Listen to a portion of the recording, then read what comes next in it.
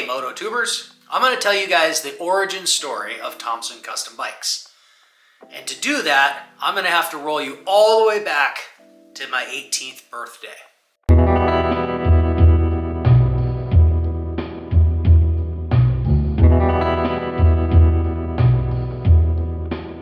I grew up in a family that wasn't into motorcycles.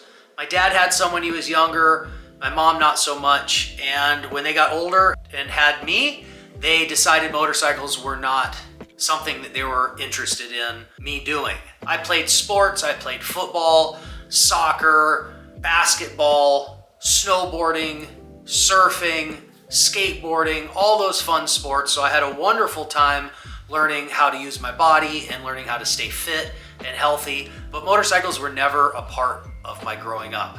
So when I turned 18, I had been working and saved up $800. I went to the high school parking lot where I went to high school and had been noticing some guys were pulling up in their trucks with their dirt bikes in the back. And that's kind of where I got the idea from. It was seeing them with their dirt bikes and me going, I wonder what that's all about. So I saved up $800, went up to one of them in the high school parking lot and asked him if he'd be willing to sell his bike. And he said yes. So we did the swap that day. He pulled the bike out of the bed of his truck, and me not knowing how to ride, I had to learn. I've had some experience operating a manual vehicle, the clutch, the gear shifter, and so forth, but I had never put that into motorcycles. So this was a learning experience at 18 years old. So I get the bike, I get on the bike, we get the bike kicked over and started, and he says, all right, pull that clutch in, rev that engine up, let go of the clutch, and hang on.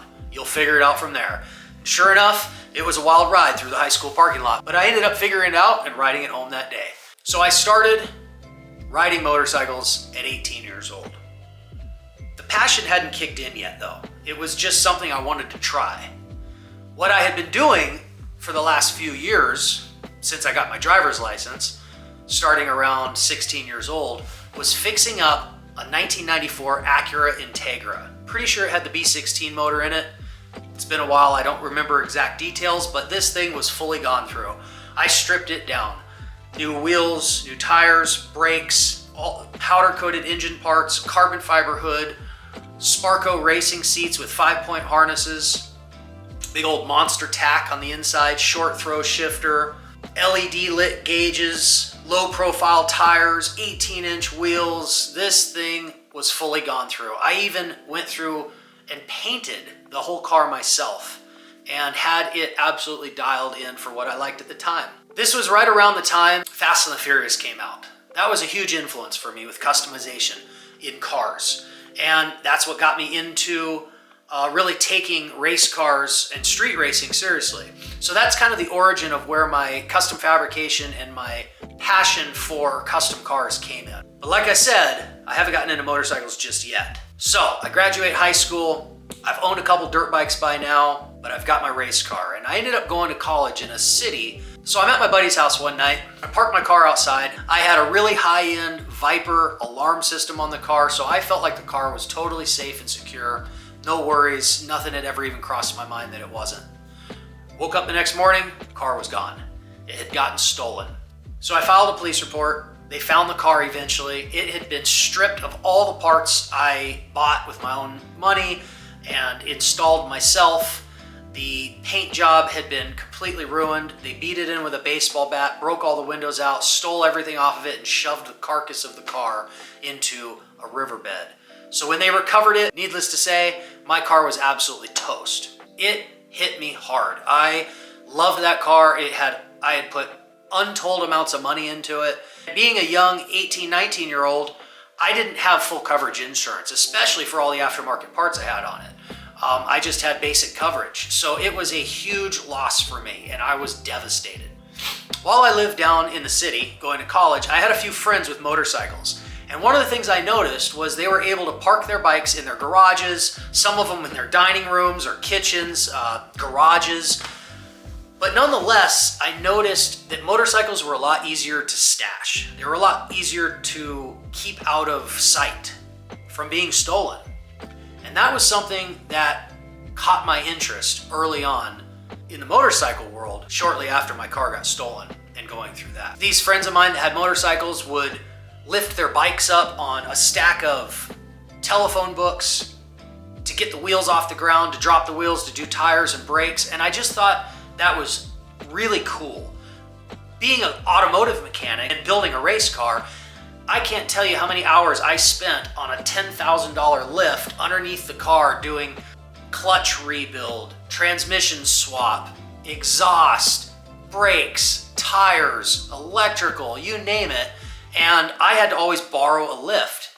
And it was really difficult sometimes to line that up. So seeing my friends be able to wheel their motorcycle in their bedroom, put it up on a stack of telephone books, and work on their bikes just really caught my attention. So I had this mind frame of custom cars, racing, going fast, painting, fabrication, already instilled in me from the race car scene. So in my mind and in my heart, I just transferred all that over to motorcycles. And I became passionate about motorcycles pretty much from then on. So I didn't mention before, but I've been collecting tools since I was 10 years old. When I was 10 years old, my father bought me my first set of tools for Christmas.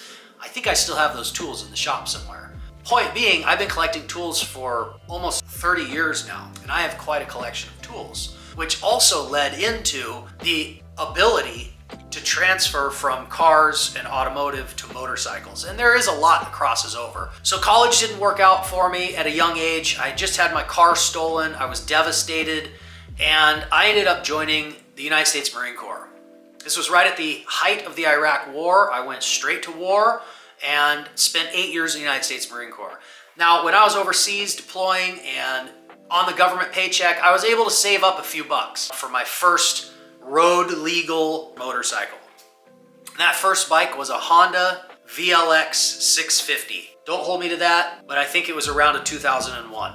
Either way, it was a little Honda motorcycle, and I loved the thing. I rode that all over Southern California when I was stationed down there, and went on many trips out to Arizona, down into Mexico, and had a blast on that thing. Because I can't leave things stock for very long, I eventually got out my angle grinder and welder and tools and started cutting and chopping and modifying that motorcycle. It ended up being a pretty cool little motorcycle.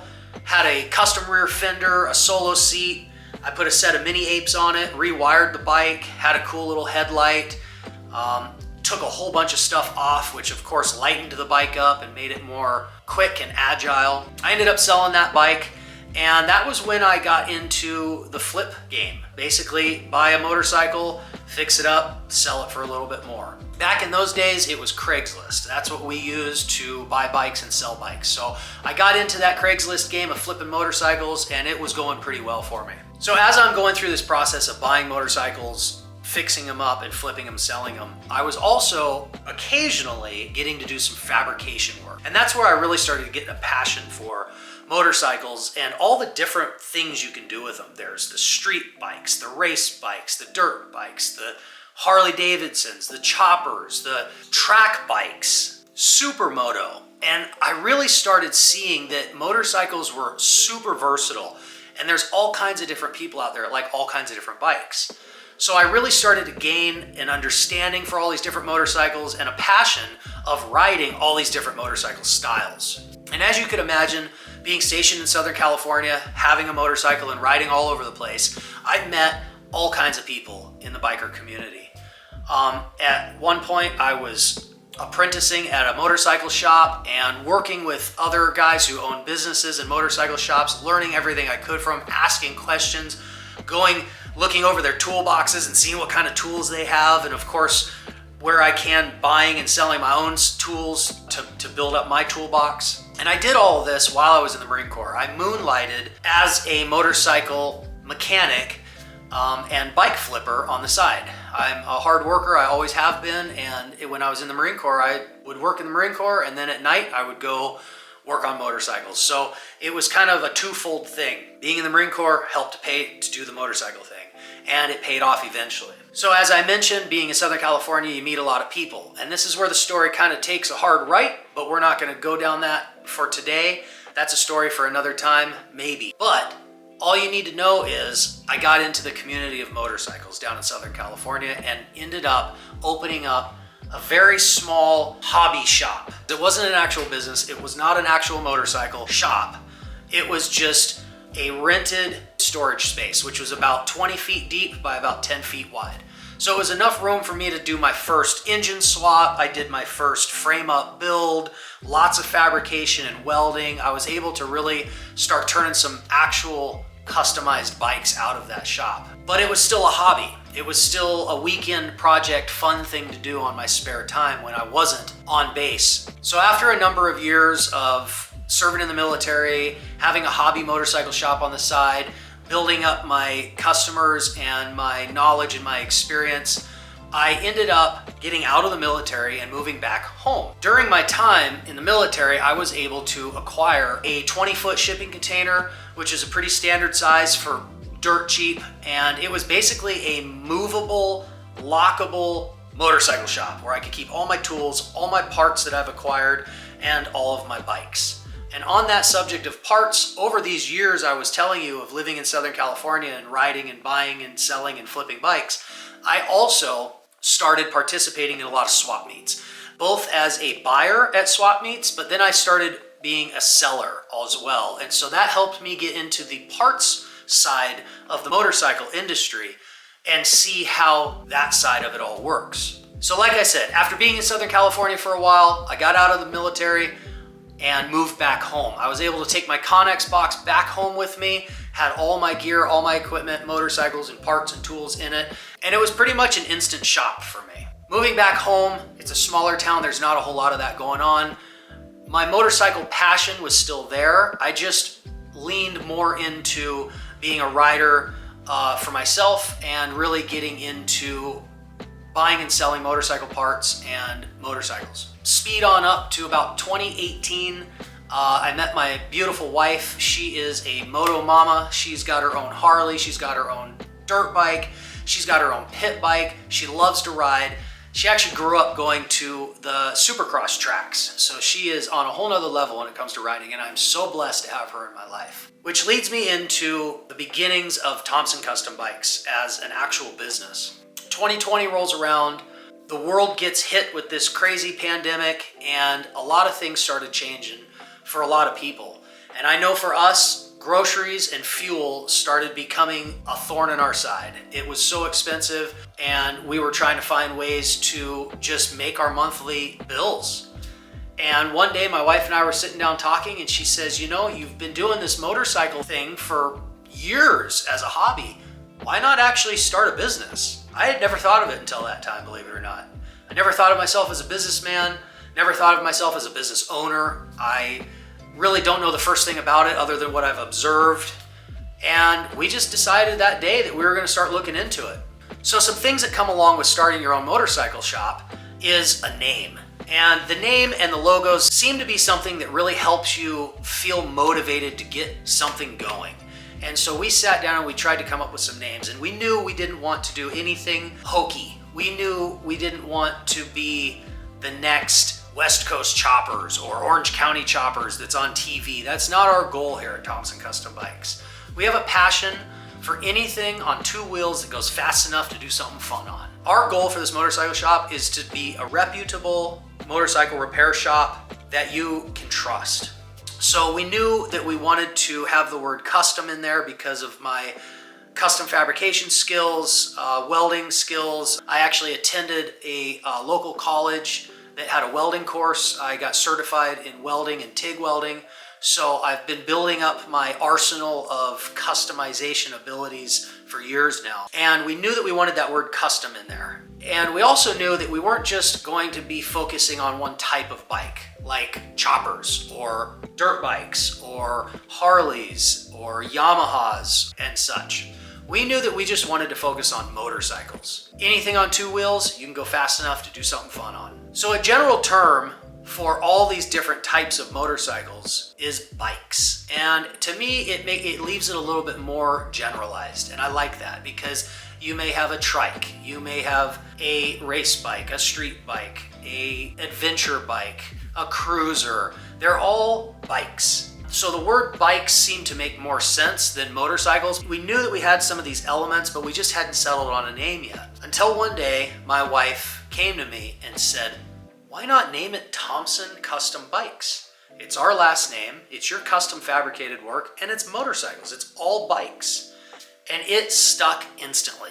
Thomson Custom Bikes, perfect. I loved it. I didn't even think about any other names after that. We settled on that day, and we've been with that since. It also turns out that Thomson Custom Bikes, the acronym is TCB.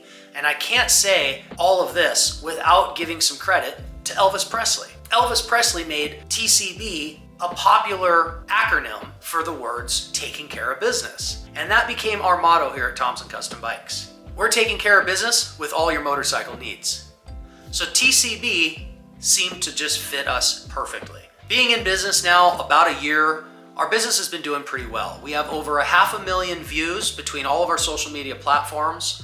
We're approaching monetization as well, which means that's another stream of revenue. We also have 4 other streams that we focus on here at Thomson Custom Bikes. Motorcycle repairs. You've got your tires, oil changes, belts, chains, air filters, spark plugs, handlebar jobs, wiring jobs, all those types of things that fall under motorcycle repair. So we've got motorcycle repair. We've also got motorcycles that we flip.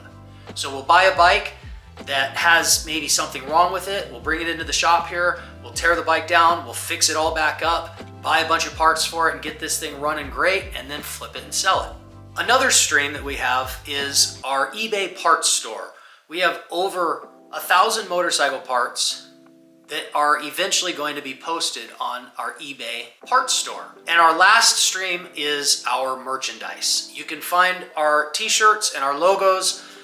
We've also got hats, we've got stickers, and all kinds of cool stuff that you can help support Thomson Custom Bikes with at thomsoncustomBikes.com. On our website, we also post major things we have for sale like motorcycles, engines, seats, wheels and tires, gas tanks, and things of that nature that are large items. So be sure to check out our website weekly because we update it all the time. Let's talk a little bit about our logos. Thomson Custom Bikes has 2 main logos and 1 abbreviated logo, like here on the front of this sweatshirt. We have our vintage logo, which consists of a vintage chopper style motorcycle and some other elements to it that give it more of a vintage old school feel.